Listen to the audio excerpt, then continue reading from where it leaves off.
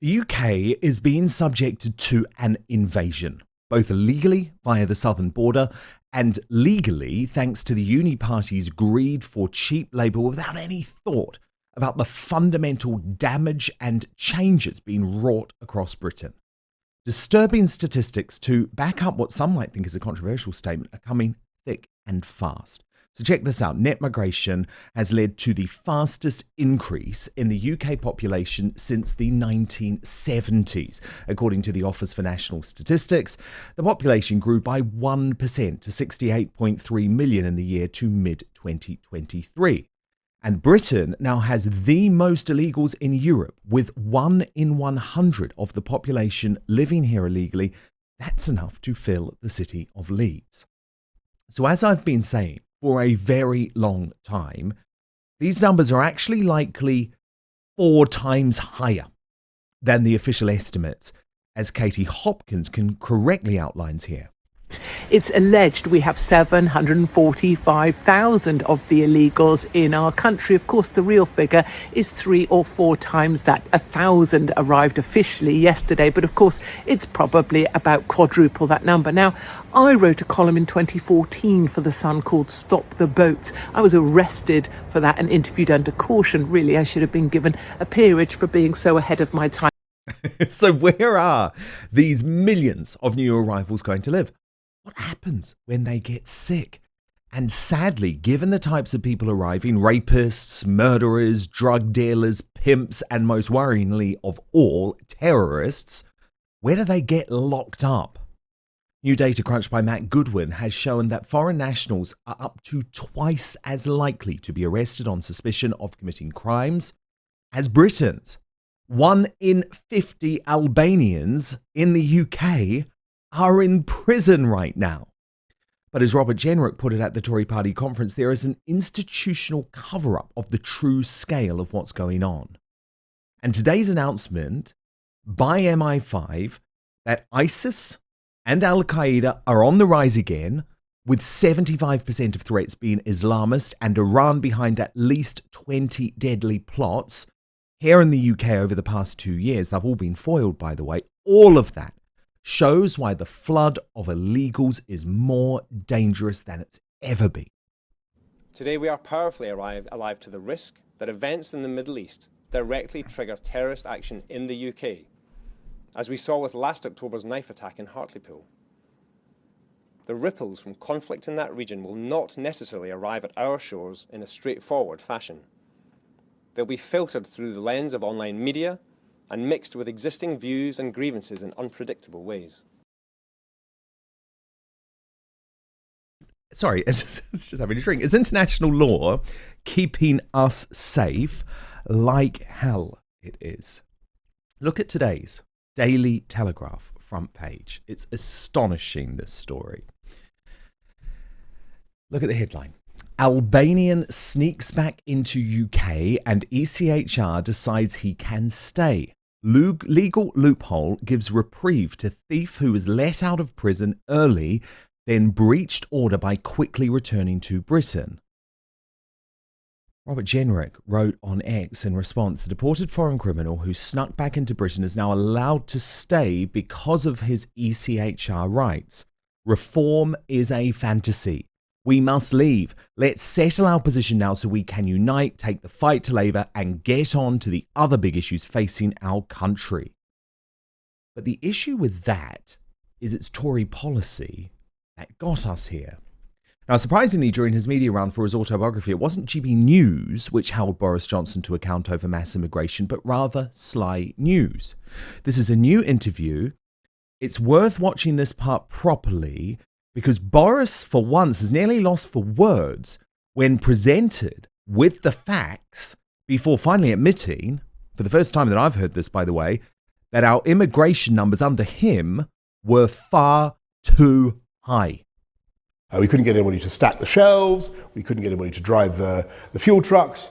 And so the Migration Advisory Committee decided that it'd be a good idea to have, hang on, let me finish, because this is why immigration went up. But forgive me, Mr. Johnson, interrupting, because the 3-year average before Brexit was 279,000 per year. the 3-year average since Brexit, since your point system was introduced, which is what the agency uses as its guide, 632,000. You can point to 1 year there where inflation had an effect in the middle, but not the overall averages. So again, I just step back and say, broadly speaking, immigration has gone up a lot since Brexit when people expected it to come down. But we have it, the point is that we now, it went up because we were desperately short of labour. And I think in retrospect, it went up far too much, and that was a decision taken by the Migration Advisory Committee on the basis of all the advice they were getting. When it comes to stuff like the cross-channel, illegal traffic, the ruthless abuse of people by the people traffic, Brexit allows you to do things like the Rwanda policy, which I think is a great shame that has now been abandoned by the current government in favour of a deal with Albania. We shall see. What's the difference in Albania and Rwanda? The Rwanda plan you announced well before it was operational anyway. You know I'm fond of Boris, but unfortunately he was referring there to illegal immigration. That's the only thing that the Rwanda plan is going to help with, or was going to help with. Then it comes to Labour. And let me tell you, their pledge to smash the gangs is a joke. Actually, this is a case of, have you seen those X posts where it's how it started, how it's going? Because Slippery Starmer celebrated on X not that long ago saying, we are smashing the criminal gangs. That's how it started, only to be followed by this piece of breaking news over the weekend. Home Office has put out new figures on the number of people arriving in the UK yesterday via small boats, and the number was 973 yesterday alone, arriving on 17 boats. Let me put that in context for you.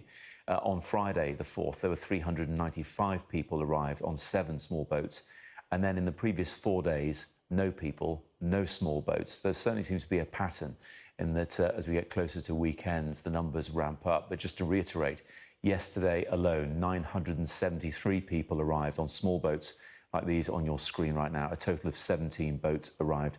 Of course, we have been hearing this morning that 4 people died, 3 adults and a 2-year-old child during a couple of those attempted crossings. Everything on the whole of what I have said today, that the only solution is a new political force promising mass deportations like Trump in America to sort out what is now a catastrophe for the UK.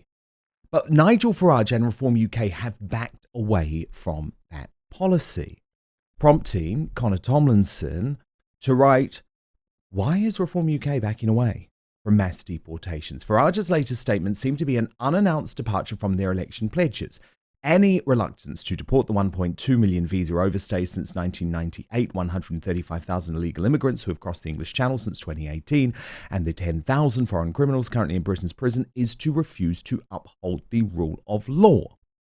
And what's interesting is that when Connor was asked at the recent Reform UK conference how Farage could increase its support, just listen to how the members reacted to his answer. In one sentence, what do you want Reform to do that they're not doing now or not pushing now? One sentence. You go first. Mass deportations. So there you have it. Very popular policy amongst Reform UK members. Look, the immigration hellscape, success of Labour and Conservative governments has, to use a Boris phrase, unleashed on Britain, can only be solved by bold policies like mass deportation. And now it's time for today's uncancelled interview.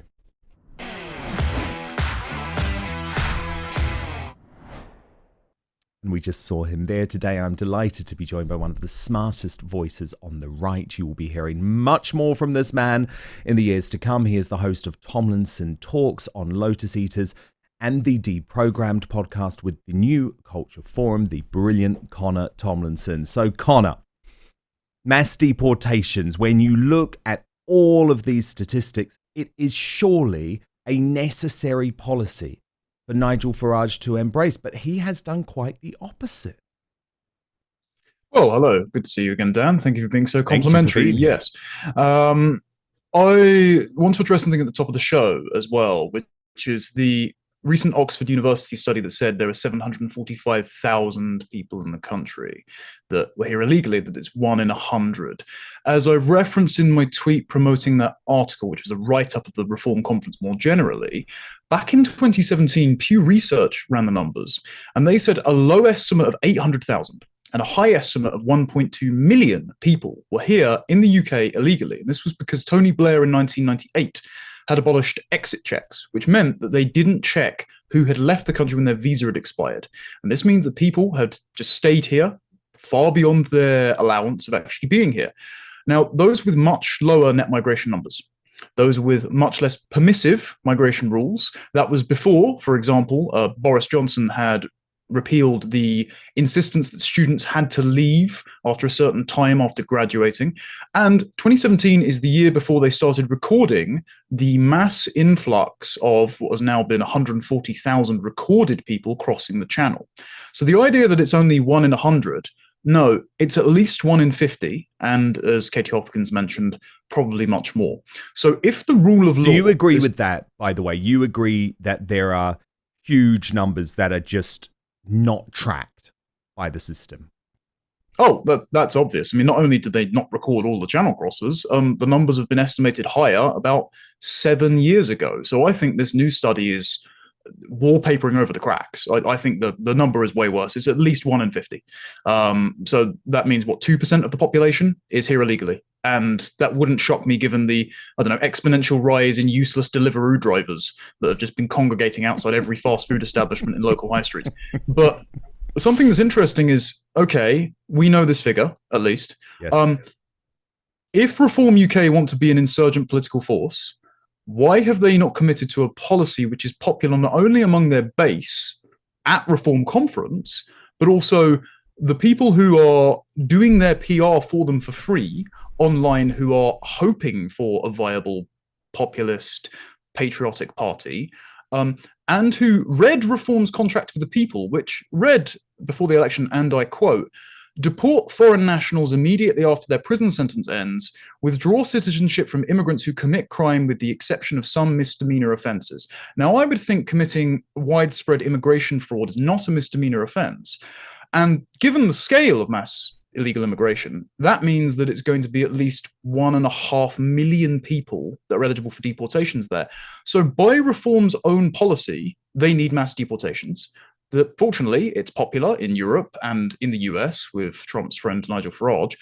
Farage's friend Donald Trump. So I can't understand why, unless a miscalculation of political expediency, like wanting to be liked by the BBC and Sky News, who, for the life of me, they're still giving interviews to, why Reform have backed off of this policy when everyone wants them to do it and it needs to be done?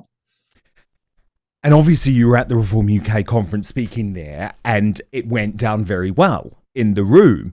What was interesting about that is Nigel, just a few days earlier, had backed away from the policy. Do you think, though, there's maybe just a difference in terms of the definition of what mass deportations actually means?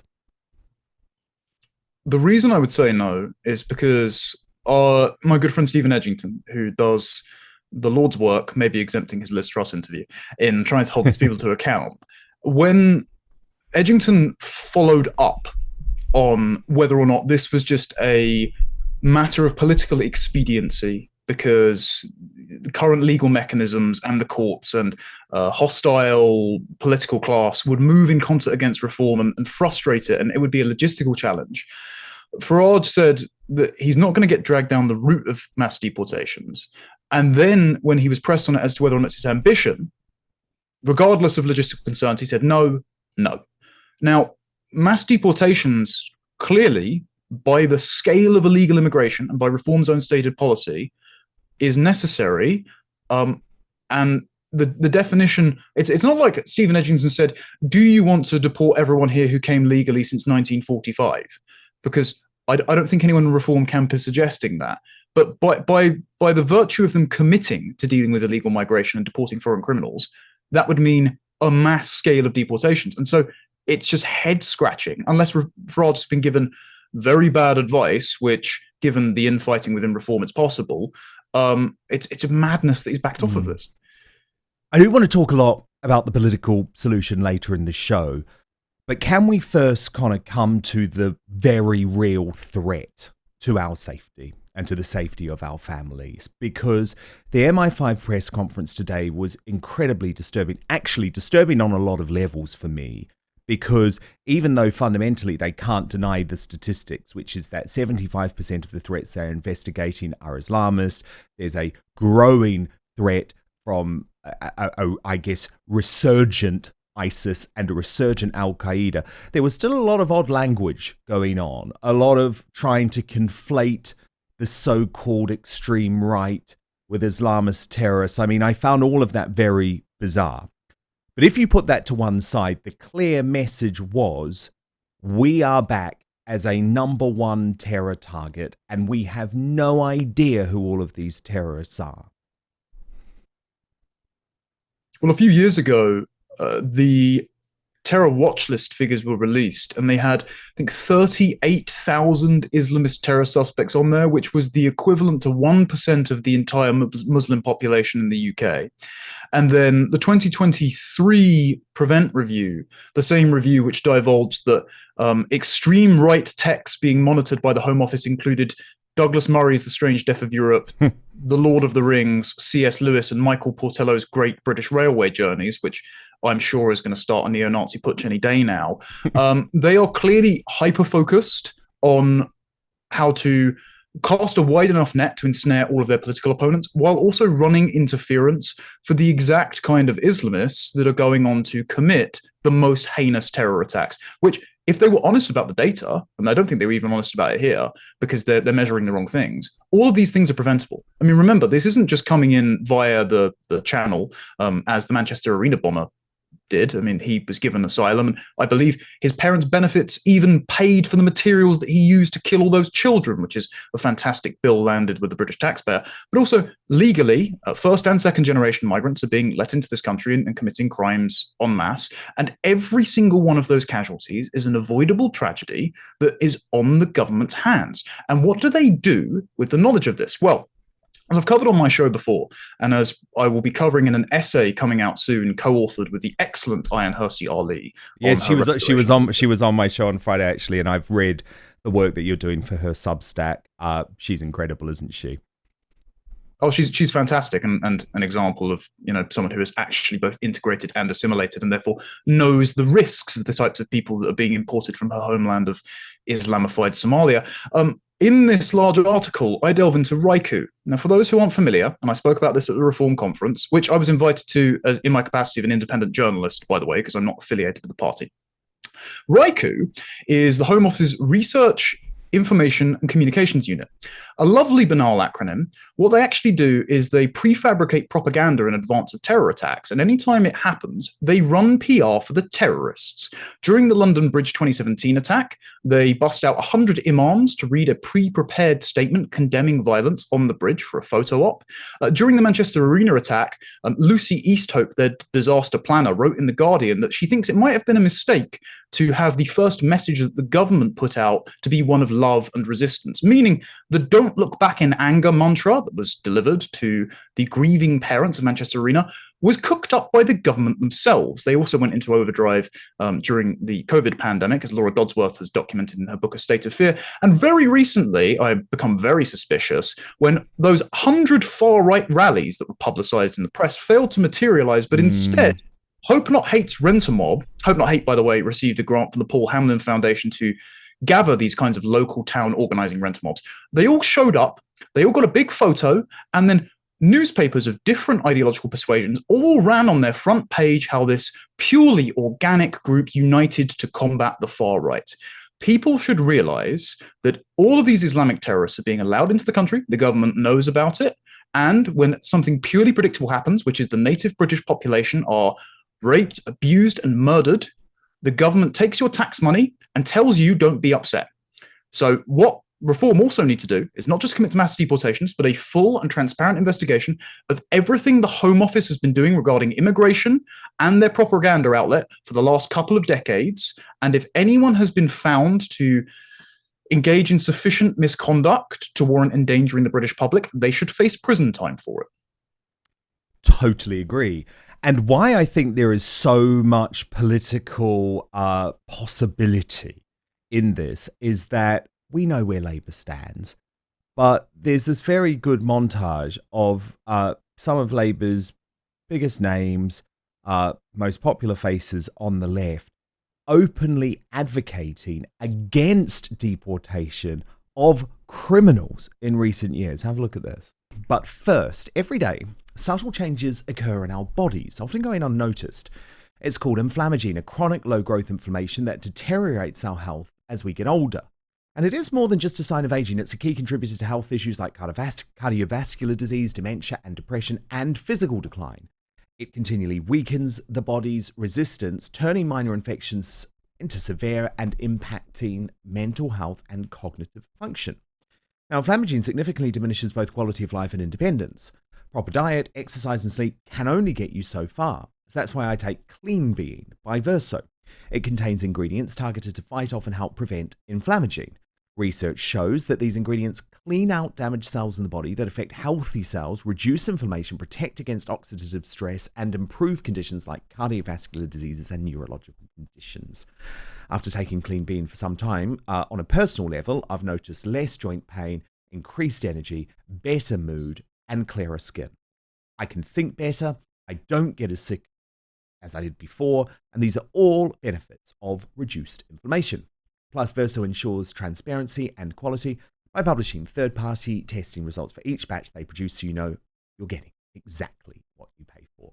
So click the link in the description on YouTube or Rumble, or head on over to buy.ver.so and use the coupon code Outspoken at checkout to save 15% on your first order. We'll just repeat the address now, buy.ver.so/Outspoken. Use the coupon code Outspoken for a big 15% off discount. The link is in the show notes.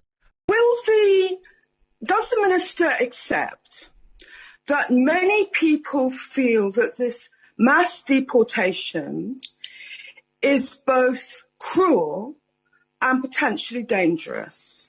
Cruel because he is separating families of people who have served their sentence, separating families just weeks from Christmas, and possibly dangerous because he is deporting vulnerable people, communities we know are particularly vulnerable to coronavirus, in the middle of a pandemic. The process of mass deportation, which is fundamentally wrong, it's notorious for bundling people out of the country without due process. Does the minister recognise that this decision effectively amounts to double jeopardy when those with some lesser offences have already served their custodial sentence? And does he recognise that the message that it sends about the consequences of being a white offender or being a black offender, given the racial disparities in sentencing? I hope the minister agrees that no one is above the law. Thank you, Mr. Speaker. Government plans to push ahead with the mass deportation of 50 people to Jamaica this week are both obscene and irresponsible and fly in the face of the damning EHRC report released only last week, which declared the hostile environment. Oh, those poor little criminals having to go back to Jamaica, Connor. So this is why there's so much political scope in this. Yeah, I'll take Diane Abbott's advice on literally anything when she understands how webcams or shoes work. Also, if I remember correctly, the woman speaking last is Kim Johnson, who claims to be the first black MP for Liverpool.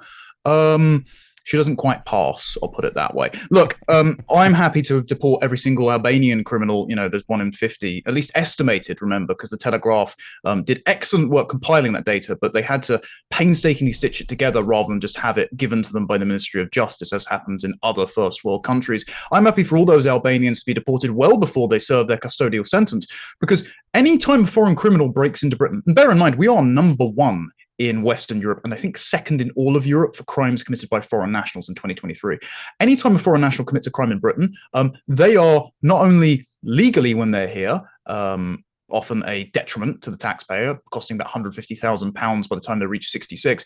But also, we have to pay for their bed and board. We don't even do that for military servicemen who are sleeping derelict on the streets after they return from frontline conflict. So the idea that we should be putting up violent rapists, for example, the 7 men that were just prosecuted in that 9-week-long grooming gang trial that only Charlie Peters showed up to cover because every single other mainstream establishment is an apologetic for the regime that imported them here.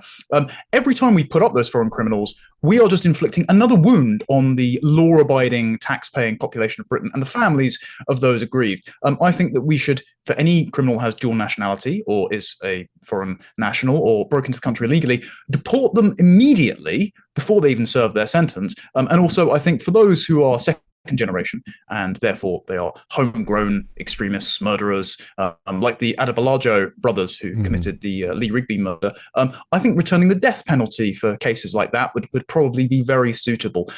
It seems, though, that no matter what crime is committed, be it rape or even murder, as one of the criminals, the flight that Dawn Butler, Keir Starmer, and 150 other Labour MPs ended up grounding, destined for Jamaica. One of them went on to commit murder. It seems that no crime actually matters for them.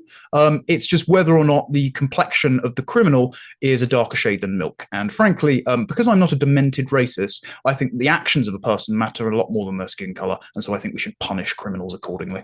Amen.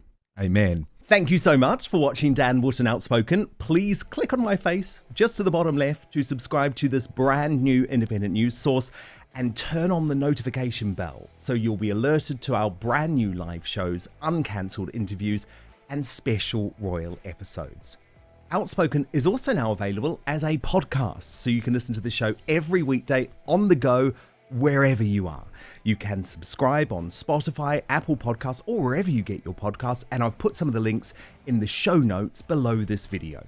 Keep watching our Outspoken clips to support this independent news venture with no spin, no bias, and no censorship, unlike the MSM. Most importantly, I promise to keep fighting for you.